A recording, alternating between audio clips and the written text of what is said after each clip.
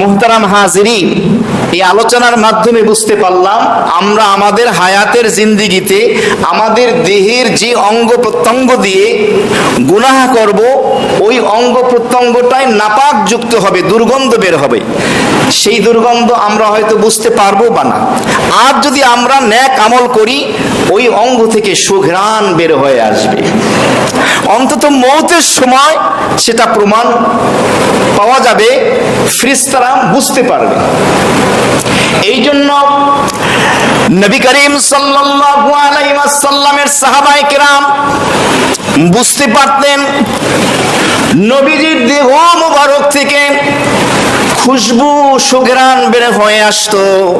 নবীজি যেই রাস্তা দিয়ে অতিক্রম করতেন, চলে যেতেন, কিতাবের ভিতরে আসছে, সিরাতের কিতাবে দীর্ঘক্ষণ পর্যন্ত ওই রাস্তা থেকে খুশবু সুঘ্রাণ প্রবাহিত হতো।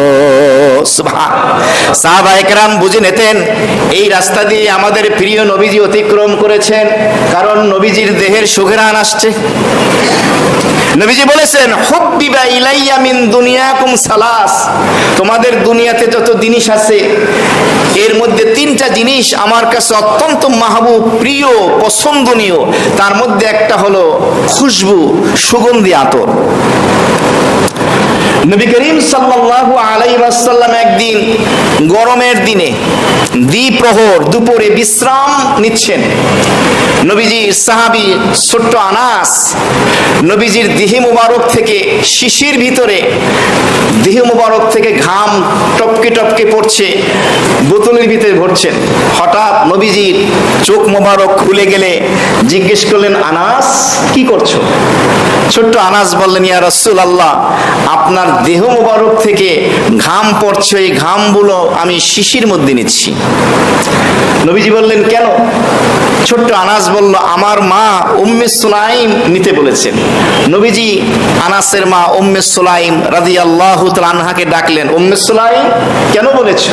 উম্মে সুলাইম বললেন, ইয়া রাসূলুল্লাহ, আমরা যে আতর খুশবু ব্যবহার করি, আপনার দেহের ঘাম মোবারক তার সাথে মিশ্রিত করলে ওই খুশবুর ভিতরে আরো সুগন্ধি বেশি বৃদ্ধি পায়। সুবহান।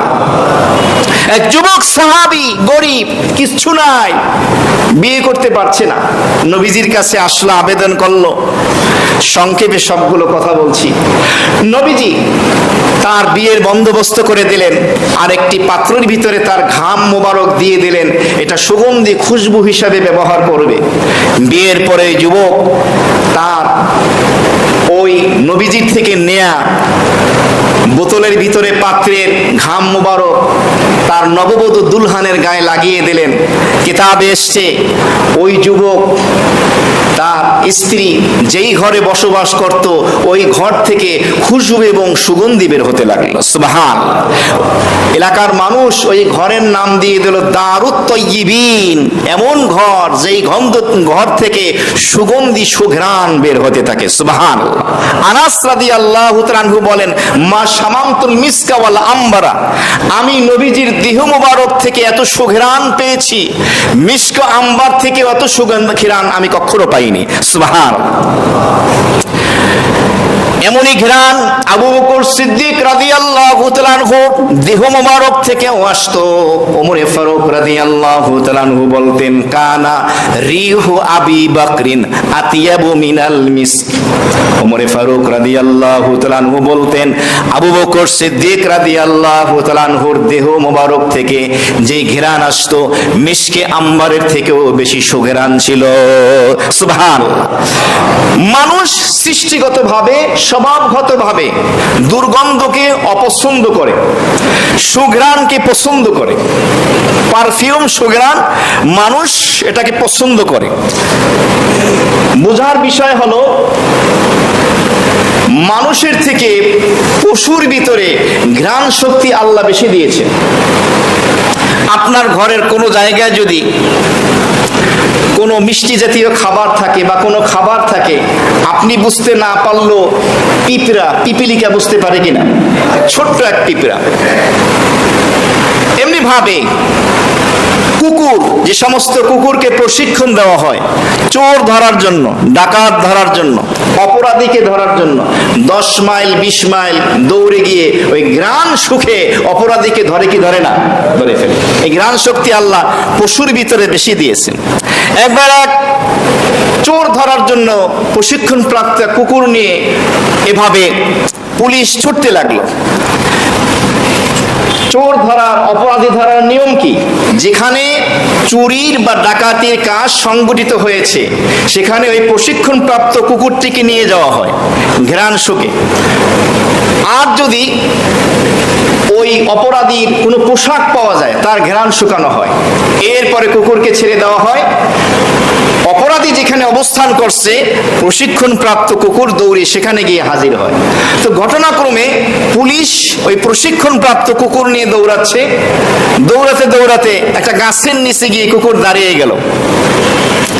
পুলিশ চিন্তা করলো এখানে দাঁড়ালো কেন? হঠাৎ তাকিয়ে দেখলো যে মেহমান গাছের উপরে বসে আছে। মেহমান কে? চোর। আপনারা আসছেন বোঝা যাচ্ছে। চোর কোথায়? গাছের উপরে। কুকুর বুঝে ফেলছে এখানে। প্রবাসের এক শপিং মলে, অনেক বড় শপিং মল, সেখানে এভাবে খুব মূল্যবান কিছু জিনিস চুরি হয়ে গেল। সাথে সাথে শপিং মলের মূল গেট আটকিয়ে দেওয়া হলো। কেউ স্বীকার করছে না, সবাই ভদ্রলোক। প্রশিক্ষণ প্রাপ্ত কুকুরকে যেখানে চুরি হয়েছে নিয়ে যাওয়া হলো, কুকুরকে ছেড়ে দেওয়া হলো। 3 মিনিট মাত্র। 3 মিনিটের ভিতরে ওই ঘ্রাণ শুকে অপরাধীকে সাব্যস্ত করলো। এটার দ্বারা কি বুঝলাম? ঘ্রাণ শক্তির মাধ্যমে অপরাধীকে কি করা যায়? সাব্যস্ত, নির্ণয় করা যায়। তাহলে রহমতের ফেরেশতা, আযাবের ফেরেশতা আমাদের মৃত্যুর সময় আমাদের দেহের অঙ্গ প্রত্যঙ্গগুলো ঘ্রাণ নিয়ে বুঝতে পারবে না? এখন আপনি আপনার দেহের অঙ্গ প্রত্যঙ্গ দিয়ে যদি গুনাহ করেন, হাত দিয়ে চুরি করলেন, ডাকাতি করলেন, কিছু এক্সাম্পল দিচ্ছি। একটা নিরপরাধ ব্যক্তির বিরুদ্ধে মিথ্যা রায় দিয়ে দিলেন, মিথ্যা সাক্ষ্য দিলেন, আমানতের খেয়ানত করলেন, মিথ্যা বললেন, ঝগড়া করলেন, গালিগালাজ করলেন, সমালোচনা গীবত করলেন, পরনিন্দা করলেন, গান গাইলেন। এই জবান দিয়েছেন কে? তুমি সিঙ্গার হবা, সঙ্গীত শিল্পী হবা, এই জবান দিয়ে আল্লাহর নাম নিবা না, যত গুনাহের যত কাজ আছে করবা। তো জবান দিয়ে আপনি গুনাহের কাজ করলেন, হাত দিয়ে আপনি গুনাহের কাজ করলেন, পা দিয়ে গুনাহের পরিবেশে গেলেন, দিমাগ মস্তিষ্ক দিয়েছে, এটা দিয়ে আপনি গুনাহের চিন্তা করলেন। মৃত্যুর সময় এই অঙ্গ প্রত্যঙ্গ থেকে নাজাসাতের বদবু, দুর্গন্ধ আসতে থাকবে। আযাবের ফেরেশতা এই দুর্গন্ধ শুকে বুঝে ফেলবে যে তুই অপরাধী।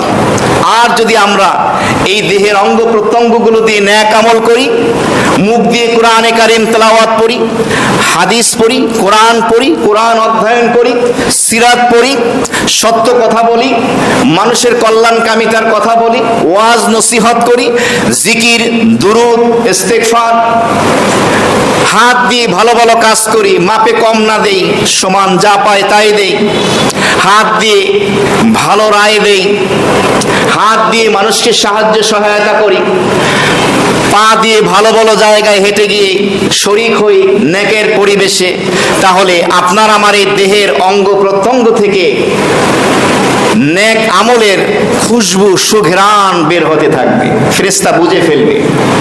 আপনাকে আমাকে সিদ্ধান্ত নিতে হবে মওতের আগে আমরা আমাদের দেহের অঙ্গ প্রত্যঙ্গগুলো দিয়ে গুনাহের কাজ করব না নেকের কাজ করব। যতটুকু বয়ান করেছি আমার মনে হয় এনাফ, যথেষ্ট সোজা হওয়ার জন্য। সিদ্ধান্ত আমাদের নিজেদের। চাইলে আপনি আপনার এই দেহের অঙ্গ প্রত্যঙ্গ গুনাহ দিয়ে নাপাককে সম্পৃক্ত করে দুর্গন্ধ তৈরি করতে পারেন। চাইলে আপনি আপনার দেহের অঙ্গ প্রত্যঙ্গ দিয়ে নেক আমল, ভালো কাজ করে আপনি সুঘ্রাণও বের করতে পারেন। সিদ্ধান্ত আপনাকে আমাকে নিতে হবে। পৃথিবীতে নিয়ম হলো কোনো জিনিস থেকে যখন বদবু, দুর্গন্ধ বের হয় তখন আমরা বুঝতে পারি ওই জিনিসটা পচে গেছে। যেমন খাবার থেকে খাদ্য থেকে যদি বদবু দুর্গন্ধ বের হয়, আমরা বুঝতে পারি খাবারটা কি হয়ে গেছে, নষ্ট হয়ে গেছে।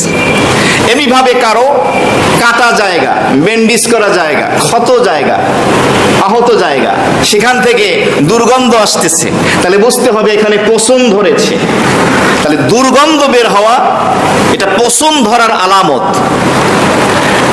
আর সব জিনিসই পচন ধরে না। দুনিয়াতে যে বান্দা গুনাহের মোত্তাকেব হবে, তার দেহের অঙ্গ প্রত্যঙ্গ দিয়ে গুনাহ করবে, নাফরমানি করবে, পাপের কাজে লিপ্ত হবে, সে কেমন জানি তার দেহের ওই অঙ্গের সাথে নাজাসাত, অপবিত্রতা, নাপাকি যুক্ত করে ফেলল। আর এই যুক্ত করার কারণে যখন তার মৃত্যু হবে, তার দেহ থেকে বদবু দুর্গন্ধ বের হবে। আমাদের সমাজে অনেক সময় দেখতে পাই মারা যাওয়ার পরে অনেকের ডেড বডি থেকে এমন দুর্গন্ধ বের হয় যে মানুষ বলতে থাকে তাড়াতাড়ি গোসল দে, জানাজা দে, তাড়াতাড়ি কবরস্থানে নিয়ে মাটি দিয়ে, এত দুর্গন্ধ বের হয়। এটা গুনাহের দুর্গন্ধ। এরপরে কবরে রাখা হয়। তাহলে কোন জিনিস থেকে বদবু দুর্গন্ধ বের হওয়ার অর্থ হলো এটা নষ্ট হয়ে গেছে। মানুষের দেহের অঙ্গ প্রত্যঙ্গ দিকে যদি নাফরমানি গুনাহে লিপ্ত হয়, তাহলে এই দুর্গন্ধ দ্বারা কি হলো, কবরে রাখার পরে তার ওই দেহ থেকে দুর্গন্ধ বের হওয়ার কারণে অতি সত্বর তাড়াতাড়ি তার দেহটা গলে পচে নিঃশেষ হয়ে যাবে। এমনি ভাবে এর বিপরীত যদি হয়, নেক আমল যদি করে, তাহলে তার এই দেহ থেকে খুশবু, সুগন্ধি বের হবে, চাই আমরা বুঝতে পারি বা না পারি। এবং কবরে রাখার পরে আল্লাহ চাহে তো ওই দেহটা অক্ষত থাকবে, বলুন সুবহানাল্লাহ। এই জন্য অনেক শহীদ এভাবে তাদের কবর খনন করা হয় 50-100 বছর পরে। এরপরও দেখা যায় যেভাবে কবরে রাখা হয়েছিল সেভাবেই তার দেহ মোবারক রয়ে গেছে, দেহটা অক্ষত আছে। হাকিকি শহীদ যে হয় যুদ্ধের ময়দানে, শরিয়াতের বিধান হলো তাকে গোসল দেওয়া হবে না, ওই রক্তাক্ত অবস্থায় মাটি দেওয়া হবে। আল্লাহকে জিজ্ঞেস করা হলো, আল্লাহ তাকে কি পানি দিয়ে গোসল দেব না? আল্লাহ তাআলা বলেন, ও যেহেতু ওর খুন, ওর দেহের রক্ত দিয়ে গোসল করেছে, দুনিয়ার পানি দিয়ে ওকে গোসল দেওয়ার দরকার নেই। সুবহানাল্লাহ। পৃথিবীতে অনেক খাবার আছে, আপনি যদি চান মাসের পরে মাস বা বছর সেটাকে সংরক্ষণ করা যায়, কারণ তার ভিতরে কোনো ব্যাকটেরিয়া তৈরি হয় না। কিছু খাবার এমন আছে যেগুলো আপনি সকালে রাখবেন, দুপুরে বা সন্ধ্যায়, রাতেই সেটা দুর্গন্ধ বের হবে। যেমন পোলাও রান্না করে আপনি গরমের ভিতরে পাত্র দিয়ে ঢেকে রাখবেন, সন্ধ্যাবেলায় এই পোলাও থেকে সুঘ্রাণ আসবে না দুর্গন্ধ আসবে, কারণ তার ভিতরে এমন একটা ব্যাকটেরিয়া তৈরি হয়েছে যে এটাকে নষ্ট করে দেবে, দুর্গন্ধ, বদবু আসবে। এটার দ্বারা বুঝতে হবে আমাদের হায়াতের এই জিন্দেগিতে ওই ব্যাকটেরিয়াটা আমরা কি আমাদের দেহের অঙ্গ প্রত্যঙ্গে তৈরি করতে চাই কি চাই না। কেউ যদি গুনাহ করে দেহের অঙ্গ প্রত্যঙ্গ দিয়ে, বিস্তারিত বিস্তারিত বলা যাচ্ছে না, দেহের যেই যেই অঙ্গ দিয়ে যেই যেই নাফরমানি গুনাহে লিপ্ত হবে, ওই অঙ্গটা হুকমিভাবে নাপাক যুক্ত হবে, অপবিত্র হবে, দুর্গন্ধ বের হতে থাকবে। আর কবরের ভিতরে তার ওই দেহটা গলে পচে যাওয়ার প্রসেসিং তৈরি হবে, কারণ তার সুযোগটা আপনি দুনিয়াতে হায়াতের জিন্দেগিতে দিয়েছেন। আর যদি আপনি দুনিয়াতে হায়াত থাকতে যতদিন আল্লাহ বাঁচিয়ে রাখেন, আমি আমার দেহের অঙ্গ প্রত্যঙ্গ, হাত পা, কর্ণ, চক্ষু, দিমাগ, মস্তিষ্ক দিয়ে আমি নেক আমল করব, গুনাহ হয়ে গেলে সাথে সাথে তওবা ইস্তেগফার করব, কারণ ভুল হওয়াটাই স্বাভাবিক। আল্লাহর কাছে তওবা ইস্তেগফার করে নেব, এরপরে আমি দেহের অঙ্গ প্রত্যঙ্গ দিয়ে ভালো ভালো কাজ করব, নেক আমল করব, আল্লাহর হুকুমগুলো নবীর তরিকা মোতাবেক চলবো, সুন্নাত মোতাবেক চলবো, সিরাতে মুস্তাকিমের পথে হাঁটবো। তাহলে আপনার এই দেহ মোবারক থেকে ঈমানের নেক আমলের নূর বের হতে থাকবে। সুবহানাল্লাহ। আপনার এই দেহের অঙ্গ প্রত্যঙ্গ থেকে খুশবু, সুঘ্রাণ বের হতে থাকবে। পশুদের ভিতরে ঘ্রাণ শক্তি বেশি, আমি বলেছিলাম, মানুষের ভিতরে না। অনেকে বলতে পারেন, আল্লাহ কেন আমাদেরকে এই সুযোগটা দিলেন না যে গুনাহ করলে দেহ থেকে দুর্গন্ধ আসবে আর নেক আমল করলে সুঘ্রাণ আসবে? এটা আল্লাহর অনেক বড় মেহেরবানি না দেওয়াটা। কারণ আল্লাহ তাআলার একটা সিফাতি নাম হলো সাত্তার। আমরা তো মানুষের দোষ দেখলে, শুনলে, জানলে এটাকে প্রকাশ করি, আর আমার আল্লাহ সেটাকে প্রকাশ করেন না, কারণ তার নাম হলো সাত্তার। সাত্তারের অর্থ হলো আল্লাহ বান্দার গুনার উপরে পর্দা ঢেলে দেন। সুবহানাল্লাহ। এই সুঘ্রাণ আর দুর্গন্ধ এটা নেওয়ার সুযোগ যদি দুনিয়াতে আল্লাহ আমাদের দিতেন, তাহলে আজকে আমরা একজন আর একজনের পাশে বসতে পারতাম? গুনাহ করে এসে সুন্দর করে গোসল করে দামি পোশাক পরে পারফিউম আতর লাগায়া এই মজলিসে বসে যাইত। যদি আমরা বুঝতে পারতাম, তাহলে আজকে আমরা একজন আর একজনের পাশে বসতে পারতাম না এই দুর্গন্ধের কারণে। কারণ সুঘ্রাণওয়ালা মানুষের সংখ্যা বেশি না কম? আর দুর্গন্ধ বদবু বের হয় এই চরিত্রের খাসলাতের মানুষ সমাজে কম না বেশি? আপনি দেখতে কালো, বেটে, অসুন্দর, কিন্তু আপনি নেক আমল করেন, আল্লাহর কসম দিয়ে বলি ওই অঙ্গ থেকে খুশবু বের হচ্ছে। সুবহানাল্লাহ। দেখতে রাজপুত্রের মতো, প্রিন্সের মতো, আল্লাহর ওলি ফেরেশতার মতো জান্নাত থেকে পালায় আসছেন মনে হয়। জিবরাইল আমিনের খালাতো ভাই মনে হচ্ছে দেখতে, কিন্তু দেহের অঙ্গ প্রত্যঙ্গ দিয়ে আপনি গুনাহ করেন, আল্লাহর কসম ওই দেহের অঙ্গ প্রত্যঙ্গ থেকে বদবু, দুর্গন্ধ বের হচ্ছে। বলেন নাউযুবিল্লাহি মিন যালিক। সম্মানিত উপস্থিতি, আজকের জুমার আলোচনা শুরুতেই বলেছি কিছুটা ব্যতিক্রম। সর্বপ্রথম এই বয়ান আমি আজকে করলাম, যে বয়ানের আলোচ্য বিষয় ছিল গুনাহের দুর্গন্ধ, নেক আমলের সুঘ্রাণ। এখন আপনাকে আমাকে ডিসাইড করতে হবে, আপনাকে আমাকে সিদ্ধান্ত নিতে হবে। হায়াত কতদিন বাকি আছে কেউ বলতে পারি? যতদিন বেঁচে থাকি আমরা এই দেহের অঙ্গ প্রত্যঙ্গগুলো দিয়ে গুনাহ করব না নেক আমল করব, এই সিদ্ধান্ত আপনাকে আমাকে নিতে হবে। কোনটা করব? আল্লাহ আমাদের সকলকে আমাদের যতদিন হায়াত বাকি আছে আল্লাহ তাআলার সবগুলো হুকুম তার হাবিবের সুন্নাহ মোতাবেক পালন করে সিরাতে মুস্তাকিমের পথে হেঁটে নেক আমলের মাধ্যমে দেহের প্রত্যেকটি অঙ্গ প্রত্যঙ্গকে জাহের এবং বাতেন, বাহির এবং ভিতরকে খুশবুদার সুঘ্রাণ যুক্ত করে দুনিয়া থেকে ঈমানের পেয়ালা, শাহাদতের তামান্না নিয়ে দুনিয়া থেকে আমাদেরকে পান করার তৌফিক দান করা।